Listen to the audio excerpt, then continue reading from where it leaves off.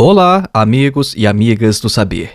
Neste episódio de hoje, nós vamos falar sobre o complexo de Édipo, considerado a pedra fundamental do edifício psicanalítico. O complexo de Édipo teve o seu nome retirado do mito grego do rei Édipo, que foi um rei que recebeu um oráculo profetizando que ele mataria seu pai e se casaria com sua mãe.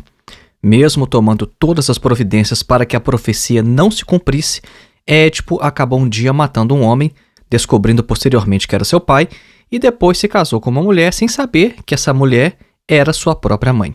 Quando a verdade lhe foi revelada, ele furou seus próprios olhos e fugiu em vergonha para o exílio. Neste episódio nós vamos falar um pouco mais também sobre o rei Édipo, nós vamos falar sobre a tragédia grega de Sófocles. O objetivo desse conceito psicanalítico é basicamente explicar como se forma a nossa sexualidade e como que alguém se torna neurótico.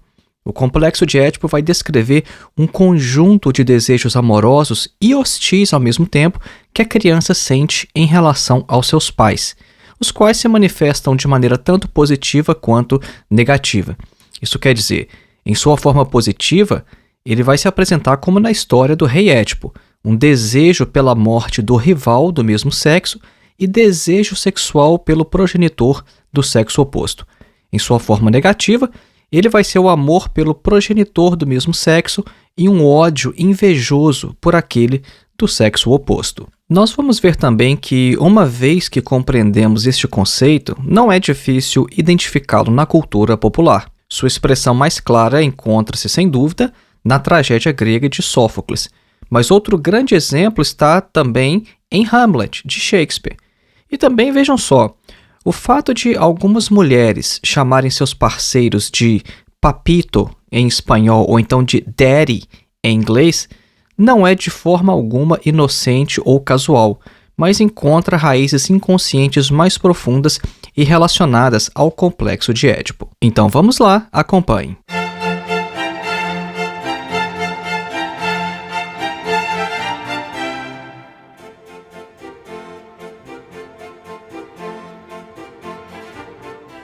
Antes de iniciar, alguns breves recados.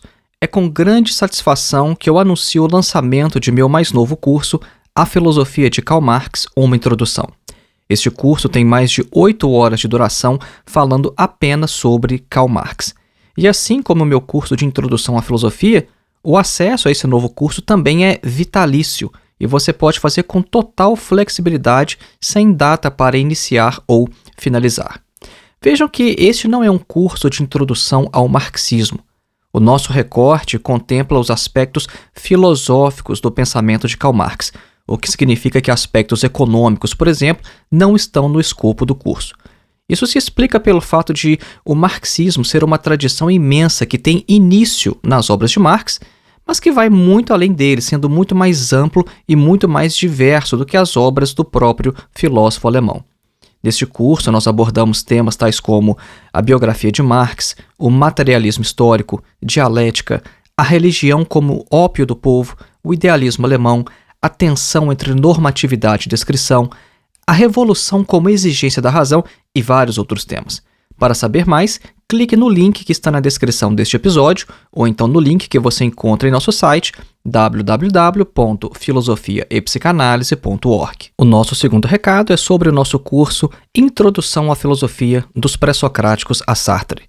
Este curso tem mais de 14 horas de duração, oferece total flexibilidade porque também não há data nem de início e nem de término e você ainda recebe um certificado ao final. O nosso objetivo com este curso é colocar você em contato direto com alguns dos principais textos de toda a história da filosofia. Então, ao invés de ler comentadores ou literatura secundária falando sobre os filósofos, os nossos vídeos vão te preparar para ler diretamente textos de Platão, Aristóteles, Sêneca, Marco Aurélio, Santo Agostinho, Tomás de Aquino, René Descartes, Immanuel Kant, Hegel, Marx, Sartre, etc. Para mais informações, acesse o link que está na descrição deste episódio ou então o link que você encontra em nosso site. Mais uma vez, www.filosofiaepsicanalise.org. Voltemos então ao nosso tema, o complexo de Édipo. Antes de mais nada, nós precisamos esclarecer que o complexo de Édipo é uma lenda. Vejam bem, não no sentido de que ele seja falso, mas sim que ele é uma forma de explicar a origem da sexualidade humana que vai muito além de nosso ser meramente biológico. O complexo de Édipo é também uma fantasia, um mito e um conceito que descreve a realidade. Tudo isso ao mesmo tempo. Vejam só, ele é uma fantasia, um mito e um conceito que descreve a realidade. Ele é essas três coisas ao mesmo tempo. Então, tendo em vista essas considerações, nós vamos começar esse episódio com um breve resumo da tragédia grega de Sófocles. E em seguida nós vamos explicar como se desenvolve o complexo de Édipo nos meninos e depois nas meninas. Vamos falar então inicialmente sobre a tragédia de Édipo em Sófocles. Mas antes de começar é importante a gente salientar o seguinte: Freud não descobriu ou não elaborou o complexo de Édipo a partir da literatura. Ele já começou a observar em seus pacientes isso que depois ele veio denominar de complexo de Édipo, mas inicialmente isso não tinha um nome. Ele só percebia essa certa forma de atração pelo progenitor de sexo oposto e uma rivalidade com o progenitor do mesmo sexo. Depois, ele foi chamado a atenção sobre a história do Édipo Rei, então o complexo que ele já vinha estudando recebeu esse nome. Tá? Então é importante a gente frisar, porque senão passa a ideia de que o Freud, a partir da literatura, ele trouxe essa questão para a psicanálise. E a questão não foi bem assim. Foi a partir da prática clínica que Freud descobriu o Édipo e depois ele percebeu que isso estava presente não só na tragédia de Édipo, onde isso aparece de forma mais clara, como em outras obras, como por exemplo o Hamlet de Shakespeare, que nós já citamos neste episódio. Sófocles foi um dos principais escritores gregos. Ele nasceu em 496 a.C., escreveu mais de 100 tragédias, mas apenas 7 delas chegaram até nós. Algumas de suas principais obras são Édipo Rei e Antígona. Édipo Rei é o arquétipo de uma tragédia.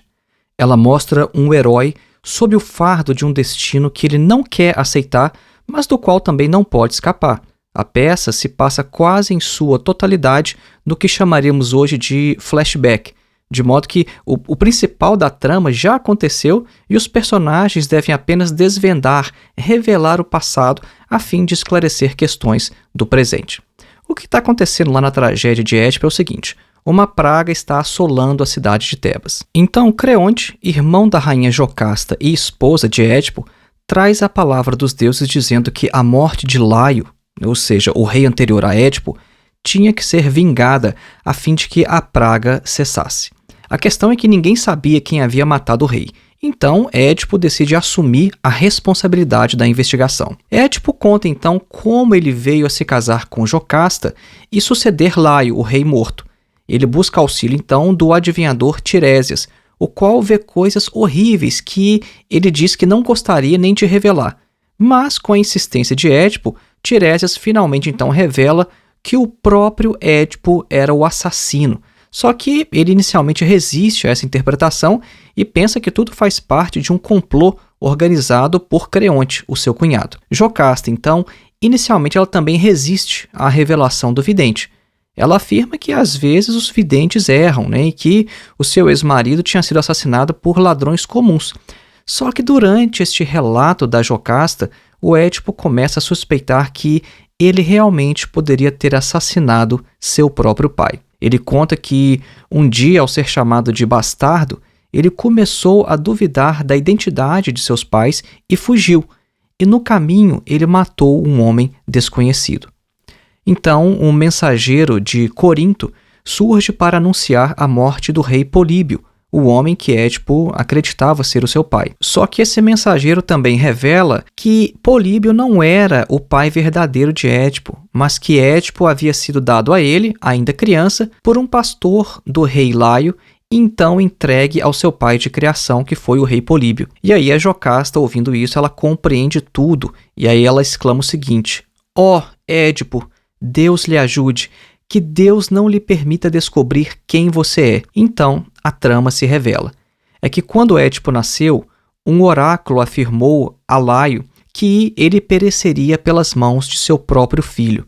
E a fim de evitar esse destino, o Laio ordenou então à sua esposa Jocasta que matasse a criança. Só que ela não foi capaz de fazê-lo. Então, ela ordenou que um pastor o fizesse.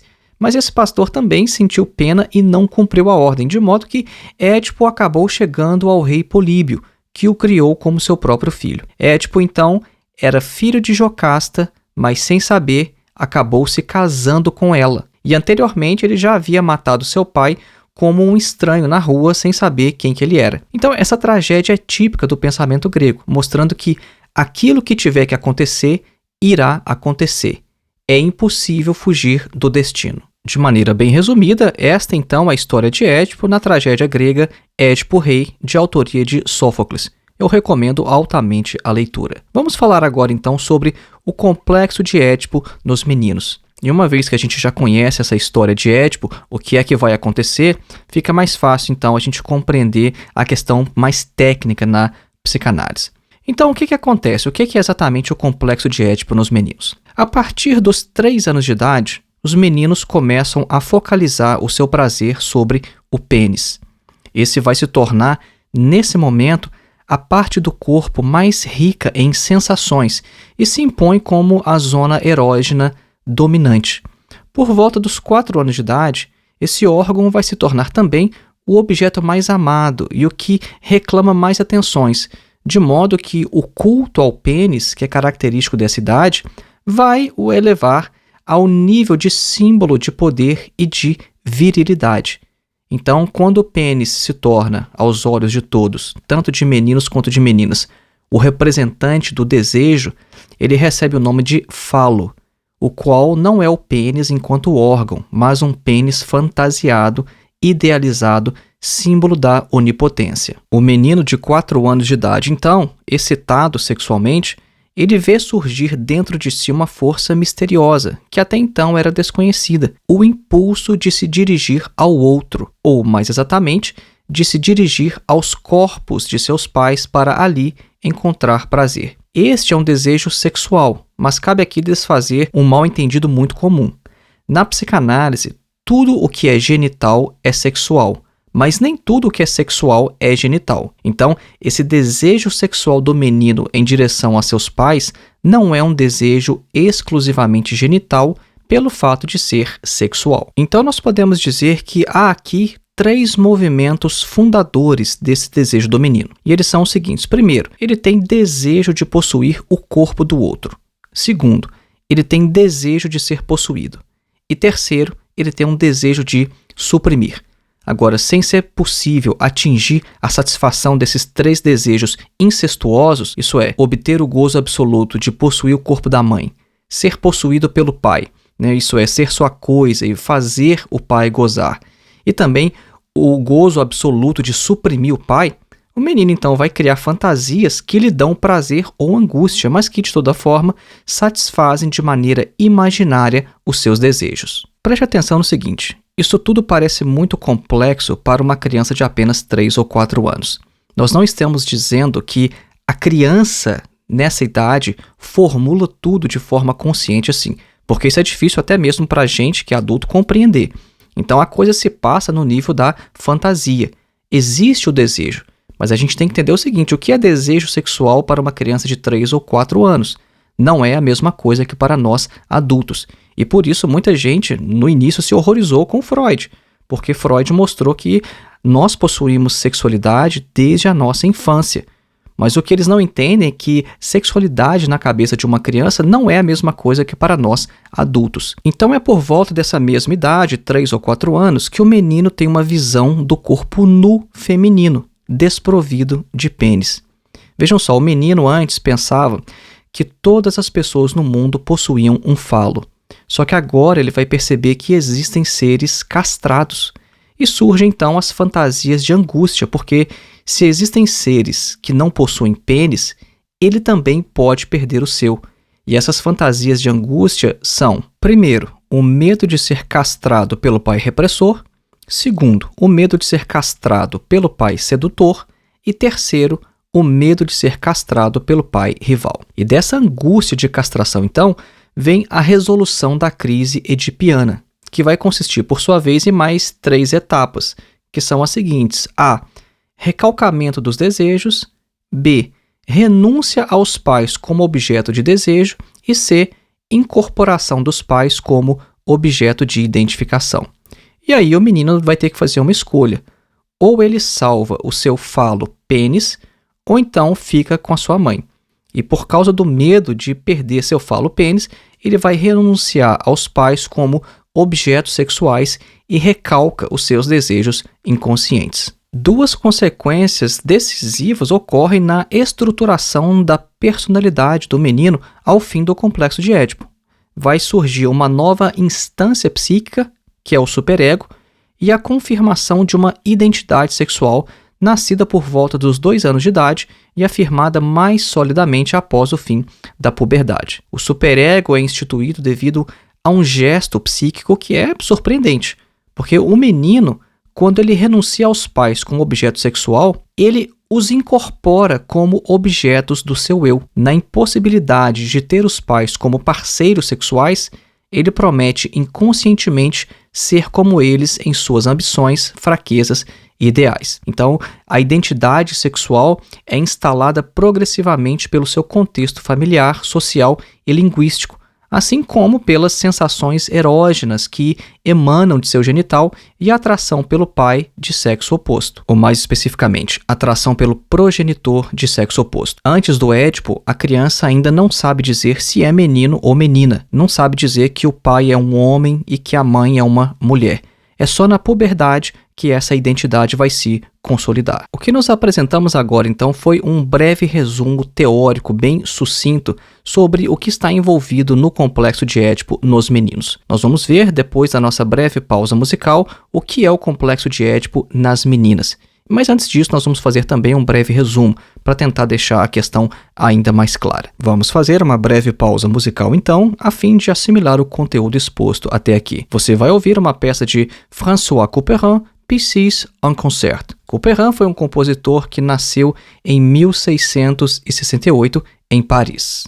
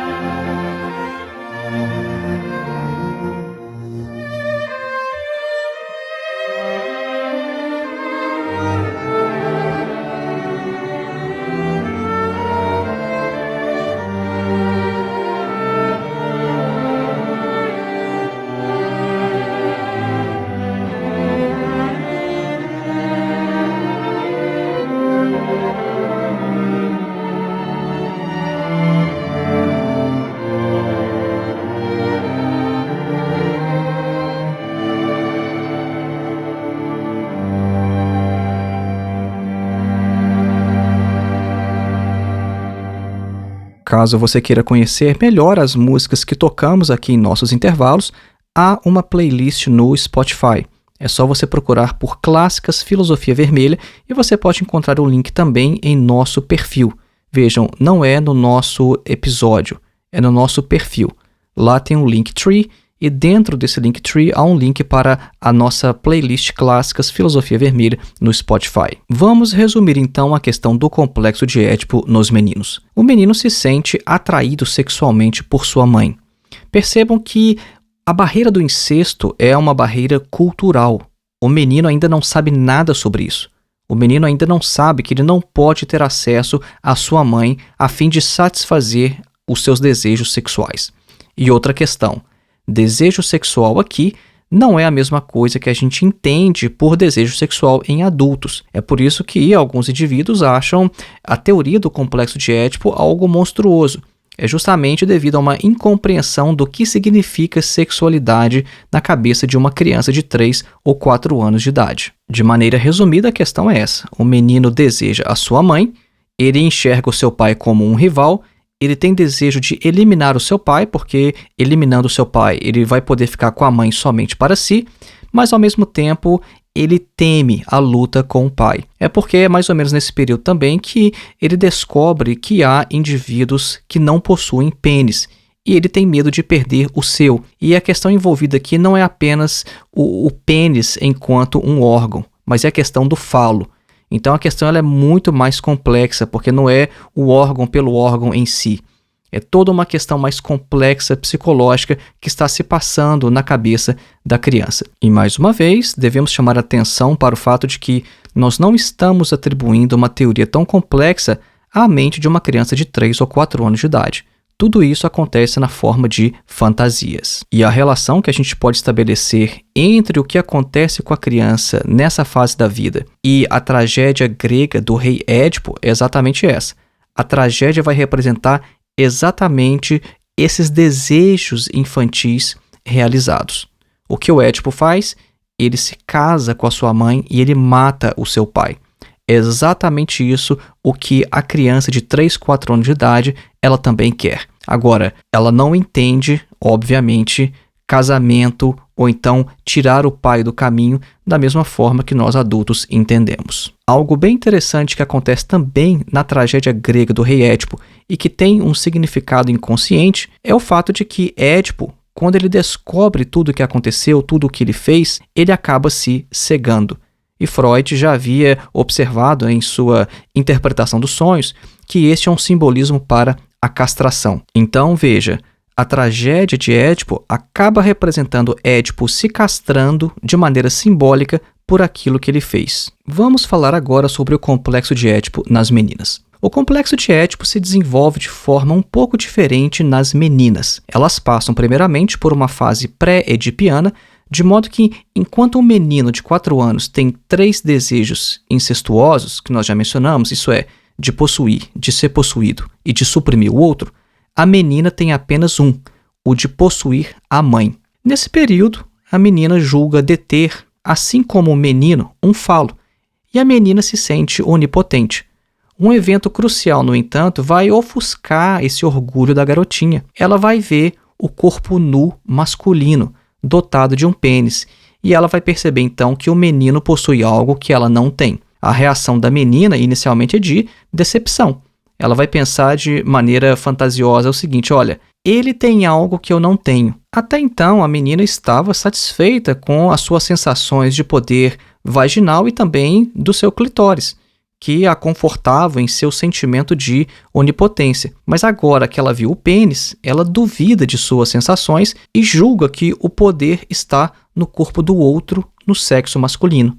E a menina vai se ver, então, dolorosamente despossuída, porque o centro da força não é mais encarnado por suas sensações erógenas, mas pelo órgão visível do menino. E ela sofre, então, com a dor de ter sido privada do falo. Enquanto o menino, vejam bem, o menino ele sente a angústia de castração, a menina vive a dor de uma privação, de uma perda. Essa é uma diferença essencial entre meninos e meninas.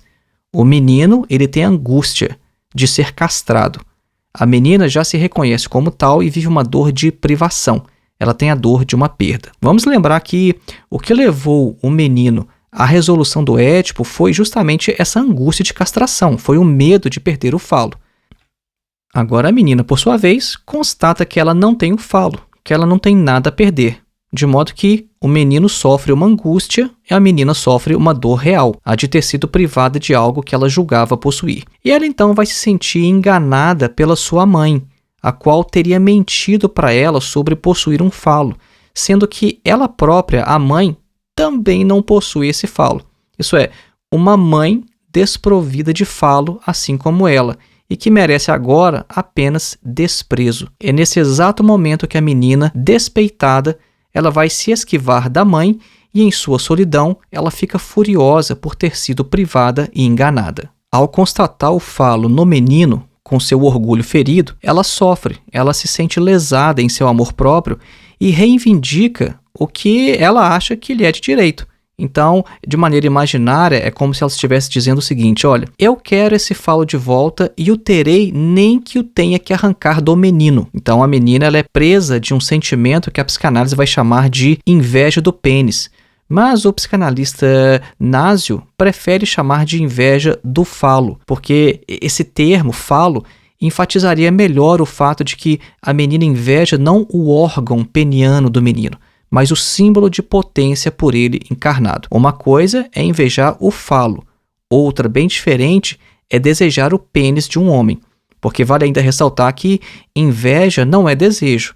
E para que uma menina venha a desejar um pênis, é necessário primeiro se tornar mulher, isso é, resolver o Édipo após sexualizar e também dessexualizar o seu pai. Mas agora entra em cena a figura do pai, que é o grande detentor do falo. É quando a garotinha, magoada e ciumenta, ela se volta para ele a fim de reivindicar o seu poder e a sua potência, a fim de se tornar tão forte quanto ele e ter de volta aquilo que perdeu. Só que o pai, no entanto, vai lhe falar, né? Tudo isso, gente, esses diálogos aqui, é tudo isso de maneira fantasiosa e imaginária. Obviamente, a gente sabe que isso não acontece de maneira consciente, né? Então, o pai vai lhe dizer algo como, abre aspas, não, nunca lhe darei o falo, pois ele pertence à sua mãe.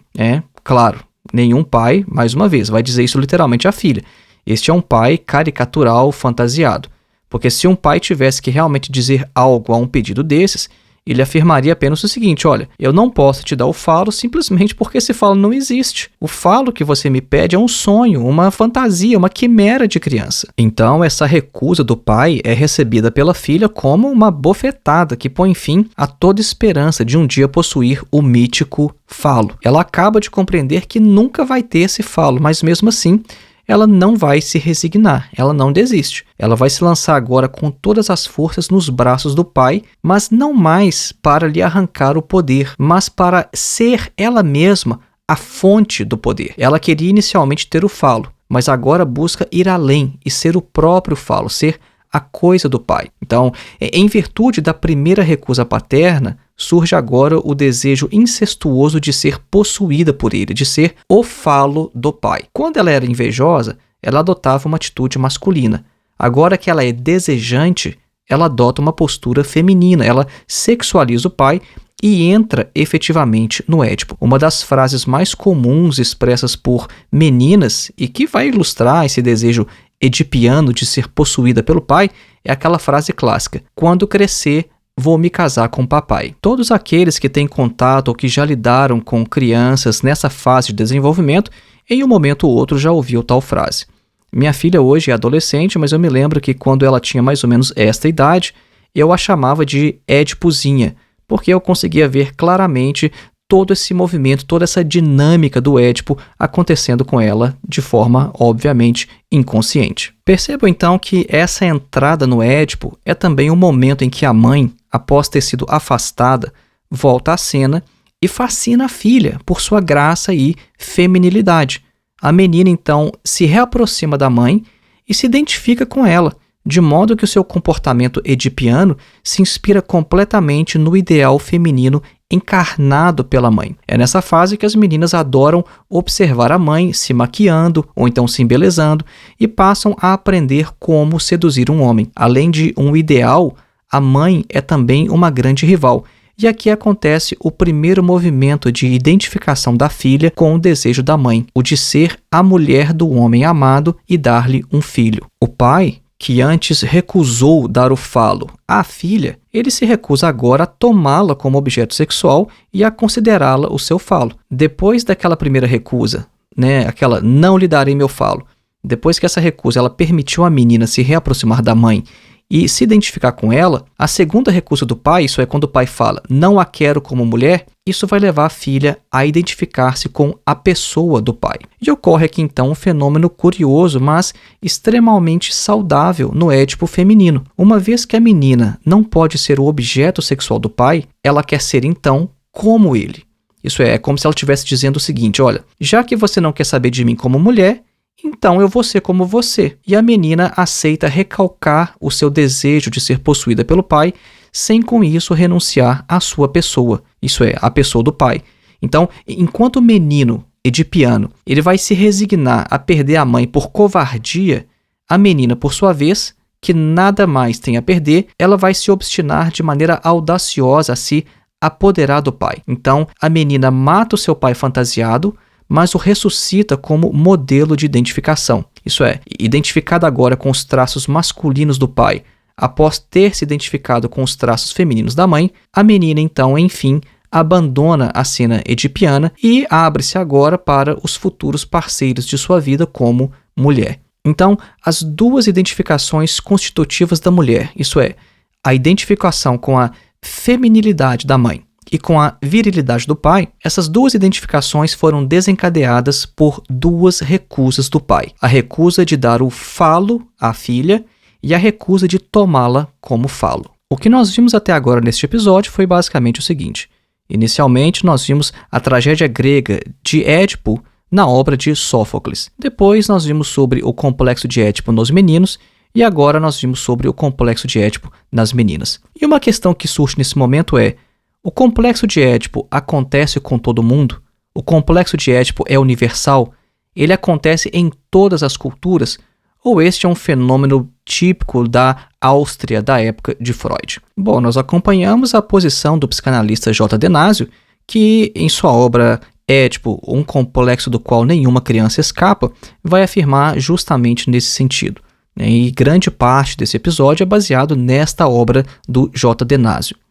O que ele vai afirmar é basicamente o seguinte: olha, o complexo de Édipo é um conjunto de sentimentos contraditórios. Isso significa que mães e pais são amados, desejados e odiados ao mesmo tempo e quase sempre de maneira inconsciente. Percebam, Freud chegou à formulação deste conceito a partir dos relatos de sedução de seus pacientes adultos, os quais eram rememorados como cenas reais que, no curso da análise, iam se mostrar como fantasias inconscientes, porque toda lembrança da infância é uma reinterpretação do que realmente aconteceu. E por isso nós podemos afirmar que o Édipo é um fantasma.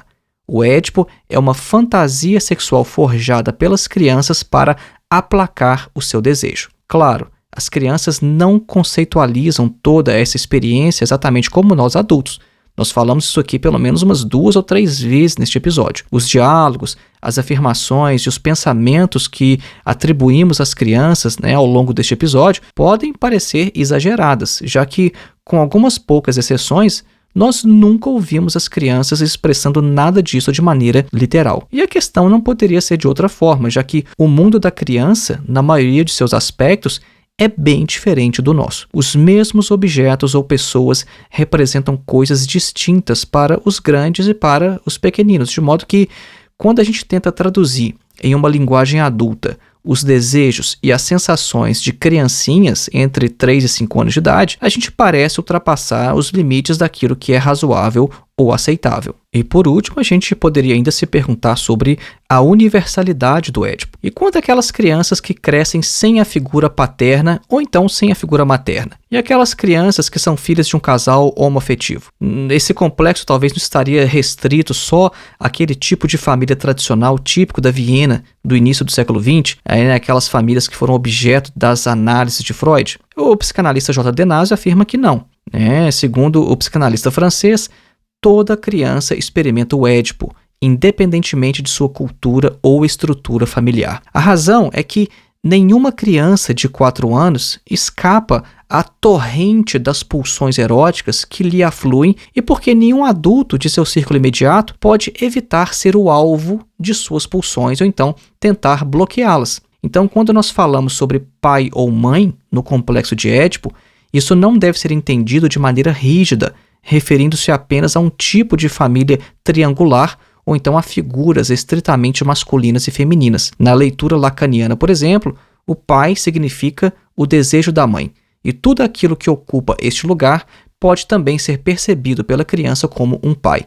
Então é por isso que nenhum ser humano escapa do Édipo. Lembrando mais uma vez, o link para o nosso curso de Introdução à Filosofia de Karl Marx está na descrição deste episódio, assim como o link para o nosso curso de Introdução Geral à Filosofia, dos Pré-Socráticos a Sartre. A sua contribuição é fundamental para manter este trabalho no ar. Você pode colaborar sendo um dos nossos apoiadores através da plataforma Apoia-se, o link também está na descrição deste episódio, ou então você pode fazer qualquer transferência através de nossa chave Pix, que é o nosso endereço de e-mail, filosofiavermelha@gmail.com. Ou então você pode ser um membro do nosso canal no YouTube e, sendo um membro lá no canal, você ainda vai poder participar de nosso clube de leitura. Nós estamos lendo um livro por mês e você vai ter acesso exclusivo aos nossos vídeos de apresentação, de discussão da obra e também às nossas lives de encerramento. Um grande abraço e até o próximo.